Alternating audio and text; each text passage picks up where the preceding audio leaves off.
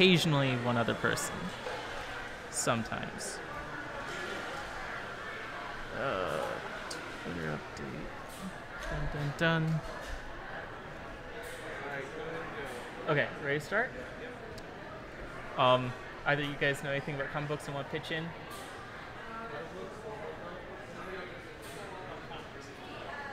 Do you want to know about comics? Yeah. What exactly about? Like, I just want somebody to talk about like the latest news and stuff in comics. Is it Marvel DC? Marvel and DC, yeah. Okay. The big two. Those are the big guns. Yeah, it was intended to be a conversation. I wasn't expecting to go alone. Yeah, apparently he thought I was talking about tomorrow, which is weird because I sent him like 4 screenshots saying today. Okay. So let's see how this goes. We have till 5:40, correct? 5:50, correct? Yeah, we'll go 5:50. Okay. That should be enough. How's it going, man? Yo! What's your name? Is my mic on? I'm 2. My name's Chris. Yeah. Nice to meet you, Chris. I'm Brando. How's it going? What's your name? Brando. Brando. What's up? How's it going? So, most likely, hello. I can guarantee none of you know who I am because I'm from the smallest podcast here, I'm assuming, the Infinity Podcast. You can find it on youtube.com/Cosmic Nerd Studios. We talk about a variety of things. This show specifically talking about comic books and stuff like that. Heck yeah. Did you see the latest DC movie? The Justice League, because Aquaman's coming out soon. Oh, like the Aquaman movie the one that comes out in December. Mm-hmm. Yeah, dude, I'm excited for that. What do you think of the DCEU so far? The DC Extended Universe, it's a mess. There are some really good movies and a hunk of bad stuff, right? Yeah. I think the ones that stand out to me, Man of Steel, Wonder Woman, even to a degree, Justice League. Yeah, Justice League was definitely a fun movie. I definitely enjoyed it. I feel it's very similar to my feelings on like the last Star Wars movie, not Solo, but Last Jedi. It's enjoyable when you watch it and then you start thinking about it and you're like, that doesn't make sense or that doesn't work as well. Okay. Do you have hopes for Aquaman? Because I enjoyed Aquaman in the Justice League for what he was. I have high hopes for Aquaman. I really hope it's good. We need a good Aquaman movie. Jason Momoa was good in Justice League. Yeah, he was. He was one of the standouts to me. Despite the fact that he had one of the most lackluster scenes in BVS was just him staring at the camera for 10 seconds. Oh, in CGI water. Yeah. He was clearly just holding his breath or acting like it.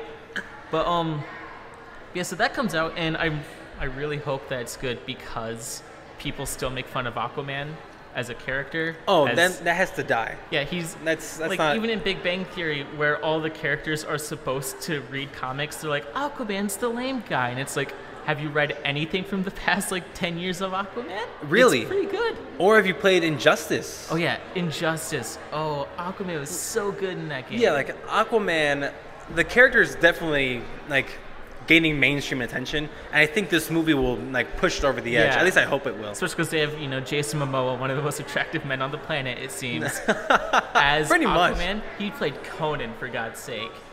Right? Okay, I was supposed to say, he played Conan, right? He was in a Conan movie. Unless there's a new one made in the last 10 years, then no. Okay.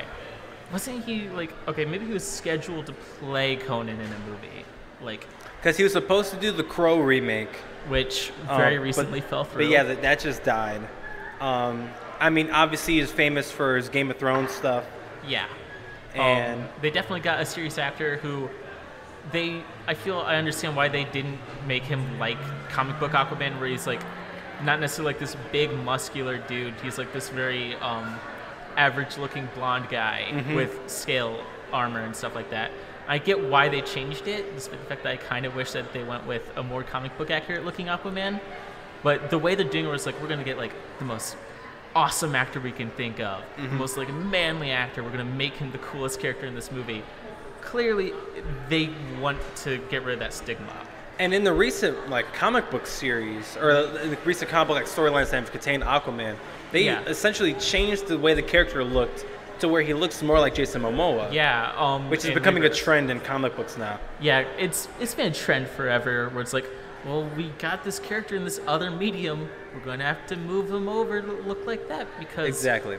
For some reason, comic book companies don't think that people who aren't comic book fans and go into a movie, they go to the movie and then they want to read the book, and then they're like, well, if this character doesn't look, sound, and act like the movie version or the video game version or the TV show version, they're not going to understand what's happening. It's like, but they will though, because you can like, you don't have to change. Like Star-Lord, I feel is one of the exceptions here. Star-Lord's changed from wearing like the police-looking uniform to the sort of more casual clothing that he wears in the movies. Yeah. Very good.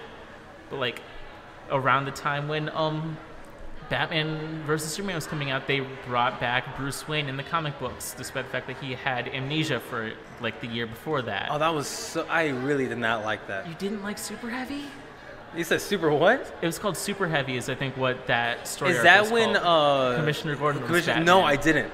I did not like it. I enjoyed it. I thought Bloom was a cool character. I didn't like the mech suit looking Batman. Oh yeah, the bunny ears. Yeah, the bunny ears. It was really cool when he was in just the normal bat suit or in his. When he was like in that skin tight bat suit. Oh, it was really cool. And then Tom King's run, which is, it's fine. They're like, that didn't happen.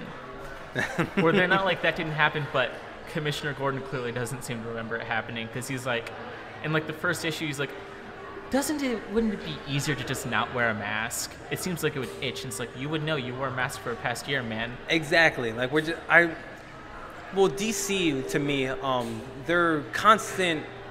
They like to ignore a lot of things in the books, and because they reboot, I want to say like every 5-10 years. Yeah, it's largely been every 10 years, I think. In fact. They reboot with a crisis. In fact, Scott Snyder said that his intention for Dark Knight's Metal was for it to be a crisis. He said its original title was Dark Crisis. Okay. Like this, I'm not a big fan of the constant rebooting in the DC comics. Yeah, though I feel like... Because when was the last one? New 52? Was that the last big one? The last big reboot? Like the last big reboot. That was Flashpoint 2011. Oh, so the New 52... New 52 started in 2011 because of Flashpoint. Okay, so Flashpoint caused the New 52. Yes. Flashpoint, okay. Though Flashpoint was not originally intended to be a reboot, it was intended to just be a Flash story, and they were looking to do a reboot. And they're like, well, normally we have like this storyline that causes the reboot. We're just going to make it where Flash caused it. Okay. So, like, that led into the New 52, which is technically still this continuity, and then DC Rebirth just makes it so much more confusing because of Superman Reborn, I think is what it was, when they merged the New 52 and the pre-New 52 universes, and it makes no sense because things that happened in New 52 that couldn't happen in pre-52 both happened, and they don't explain how. It's like they merged. So, I think it's... to a certain degree, why I prefer the Marvel comics. Yeah, Marvel they just restart. Like the new Marvel restart they're gonna do. Yeah, they relaunch, they don't reboot. Exactly. It's very much they keep the same pace going. Even though I wouldn't be opposed to a Marvel reboot. Marvel. I feel Marvel at this point needs a reboot at this point. DC has had the point where they can go at least 5 more years because they've gone 5 years before an official reboot. They can go another 5 years. Marvel has had the same continuity since like Fantastic Four #1 dropped, all the way onwards, and it gets very confusing when you start like reading a Spider-Man book that hinges on you reading Clone Saga from the 90s. I know, right? Like Clone Conspiracy was an okay story, but if you haven't been reading comic books since the 90s, you're not going to understand who Ben Reilly is or what the heck the Clone Saga is. Also, why does every writer feel the need to do a Clone Saga? Especially after the major success of the first one. Well, the first one was fine. The second one is the one in the 90s where everybody was like, don't do that ever again because it lasted like a year and a half longer than it was intended. It was ridiculously long. Yeah, it was originally supposed to be a 6-month-long storyline because they were writing Spider-Man in a way that fans didn't like, and they didn't want to just reboot Spider-Man. So they're like, what if he was the clone from a random storyline in the 70s? And everybody was like, that's a good idea. And then because of a bunch of shakeups and Marvel in the company, they couldn't end the storyline for 2 years. It just kept going and going and going for 2 years. And didn't Spider-Man suffer because of that? Yeah, it definitely suffered. Though it was selling relatively well commercially. Each issue was like, make it end already, because they had 4 different points where we're going to end this storyline right here, right now. And then somebody behind the scenes was like, no, you can't. Excuse me? It's like the guy who was running the X-Men books was in charge of Marvel for a point, and because there's an X-Men event going on at the time, they wouldn't let them end the Marvel, the Spider-Man event until the X-Men event was done, because he still favored the X-Men side of Marvel. And I remember that's when the X-Men were massive, right? Yeah, they were absolutely huge. The X-Men have been massive until Marvel was like, we're never getting these rights back until they are. Yeah, and I kind of blame, because ever since the whole film rights had become a thing, so in the 2000s where the X-Men went to Fox and Spider-Man went to Sony, just with the exception of Spider-Man, Marvel has not been kind to the Fantastic Four or the X-Men in the books. Yeah, Deadpool's the only one that gets any recognition. That's because even if you can't get the movie rights, Deadpool sells books. Yeah. You put Deadpool on a cover, put Deadpool in a title, or in a description, synopsis, whatever, it's going to sell because Deadpool's a fun character to read. Deadpool's going to sell no matter what, but everything else, they've been what if we're going to keep these books going unless you're the Fantastic Four? Because Fantastic Four had never really sold very well. Mm-hmm. Even when commercially they were a success, they didn't sell anywhere near the numbers that they wanted. But the X-Men, we were the biggest thing. It was us and Teen Titans. Avengers and Justice League for the longest time were not A-lister books. It was X-Men and the Teen Titans that were the big ones. And then they couldn't get the rights back to Fox, and Fox wasn't really making the best movies, depending on your opinion. They were we're just going to not really make the X-Men books as good or not focus on them as much.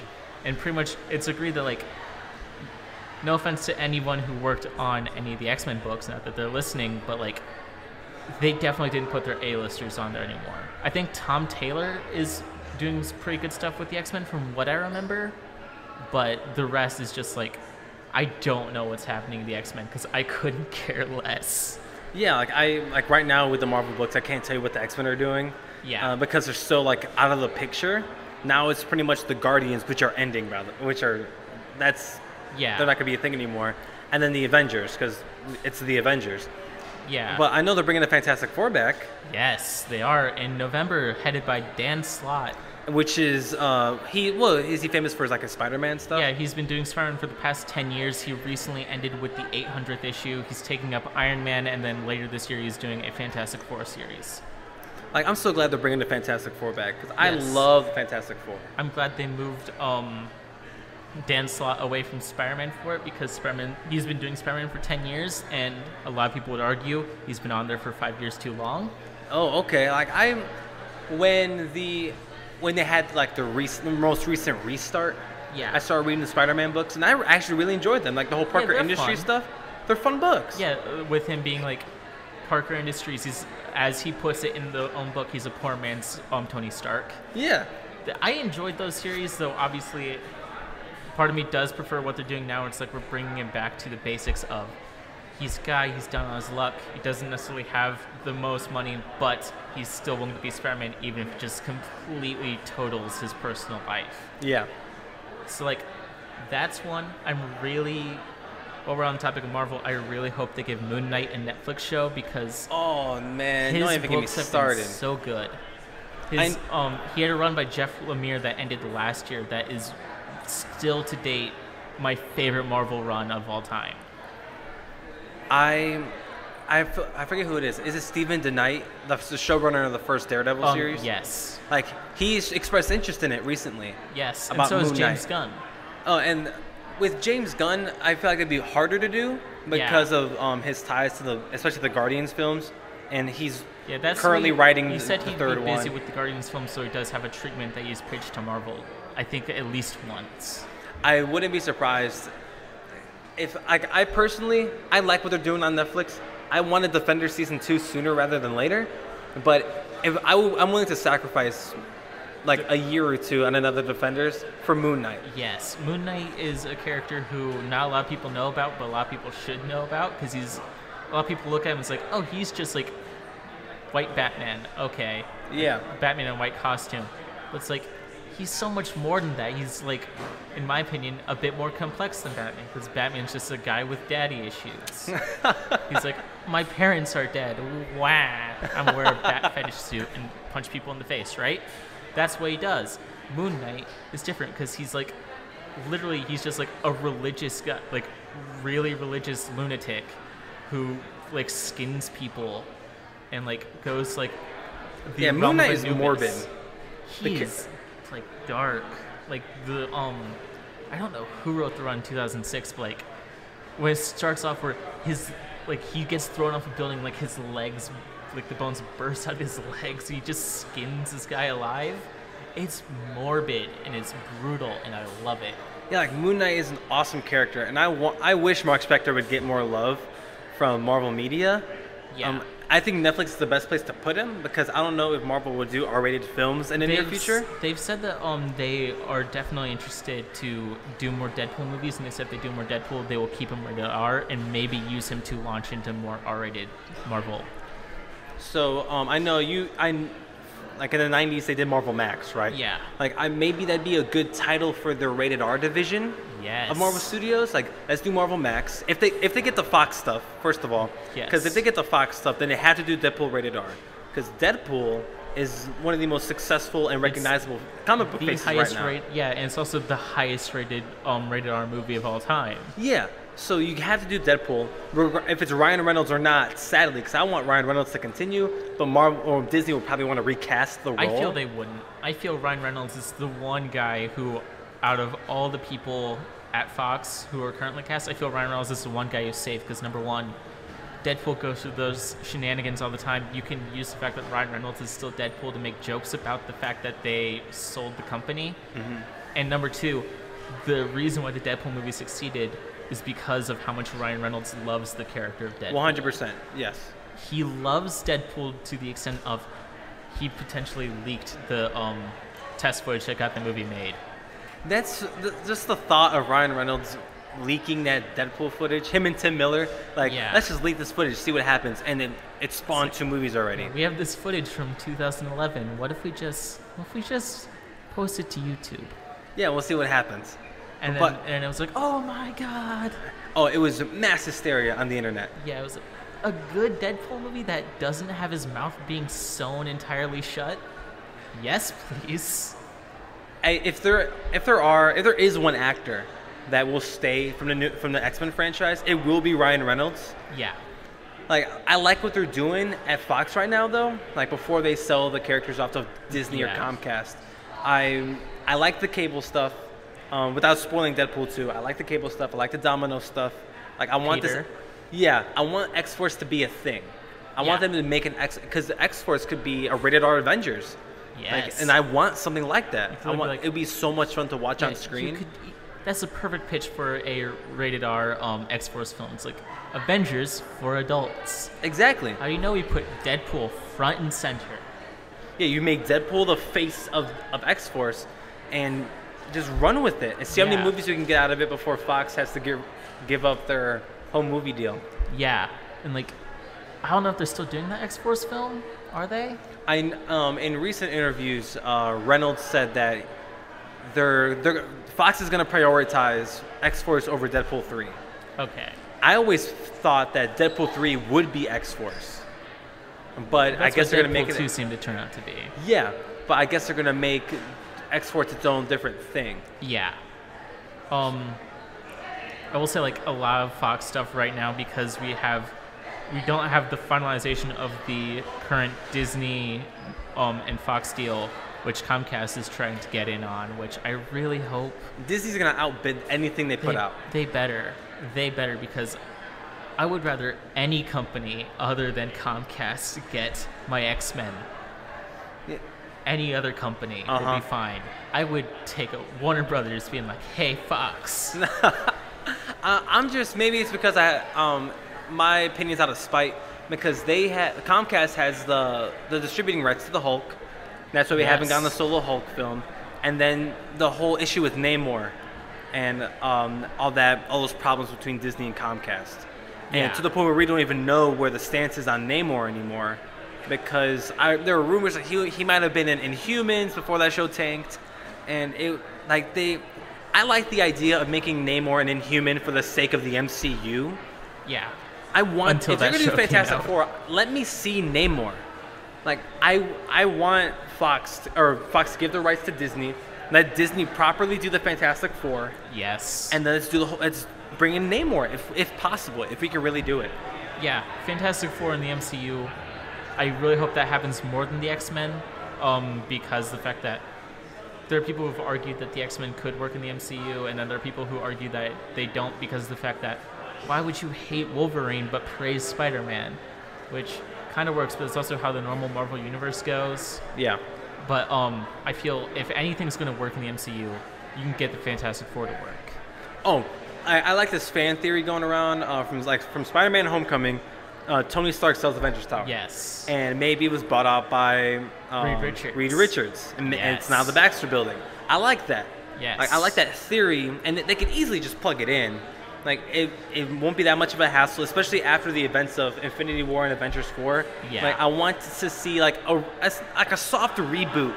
Not like let's recast everybody, but let's breathe a breath of fresh air into the MCU, bring in the Fantastic Four. Let's have a whole new Avengers team consisting of people that that haven't necessarily been in the Avengers yet.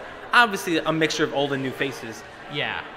But let's Doctor do something Strange, fun. And like you can get Spider-Man, maybe throwing one of the members of the Guardians on there. Yeah, like let's mix it up. I want to have more fun with this. Also connect more with the Netflix shows, please. I mean, if they can do it, I don't understand why we haven't done it yet. There must be some reason or Marvel some TV thing. and the Marvel movie studios, as far as I can tell, Kevin Feige and Jeff Loeb, who Kevin Feige obviously runs movies, Jeff Loeb runs the TV shows. So as far as I can tell, they're not necessarily too good about working nice with each other. They've done it briefly, like with Lady Sif being on Agents of S.H.I.E.L.D. Yeah, Agents of S.H.I.E.L.D. is the most crossover because that directly ties in, and they've confirmed that the next season they will have a tie-in episode to Infinity War. Like we've seen like Nick Fury on there as well. Like that show's directly impacted by the events of the movies. Like with Winter Soldier, halfway through season 1, the entire show changed because of the events of Winter Soldier. Yeah. So there's so much that like Agents of S.H.I.E.L.D. does. Maybe like the Netflix stuff is different because of like a third party like Netflix jumping into the mix. Yeah. But I want to see more cross. If we can get the Defenders with the Avengers, I will lose my mind. Yeah. And if anything, like you could always, if Jeff Loeb is running both aspects of Netflix and TV, just cross the Defenders over with Agents of S.H.I.E.L.D. Yeah, like let's do something like that. Like, so there's this guy who dresses like the devil and punches people in the face with like billy clubs. I know it's not punching, but close enough. We should probably look into this. Or if there's like a guy where bullets bounce off of his skin, we should probably look into him as well. Or if there's a guy that has a head, it's a skull in his head, and it's on fire in Hell's Kitchen. Yes. Give me something like that. Give me Ghost Rider on Netflix. Like I would prefer Ghost Rider over like pretty much any other new show. If I had to pick Moon Knight or Ghost Rider, I would probably pick the Ghost Rider we've seen on Agents of S.H.I.E.L.D. first. The Robbie Reyes was really well casted in Agents Yeah, of I S.H.I.E.L.D. love Gabriel Luna as Ghost Rider, and I want to see more of him, but I don't know when that'll happen. I'm glad they went with Robbie Reyes for that. Yeah, no doubt in my mind. It's time, I think. So I'm assuming that means we're done. You can find me on YouTube at youtube.com/Cosmic Nerd Studios. You got any social medias? Yeah, follow me on Twitter and Instagram at CLopezTPC, and check out my podcast. We are on SoundCloud, Shut-Ins Unplugged. We talk about a bunch of fun stuff. Movies, TV, comics, a lot of movies though. But yeah, check me out on Yeah. there. And that should be the end. Damn. That was fun. Thank you. No doubt, dude. No doubt. Thank you. Thank you.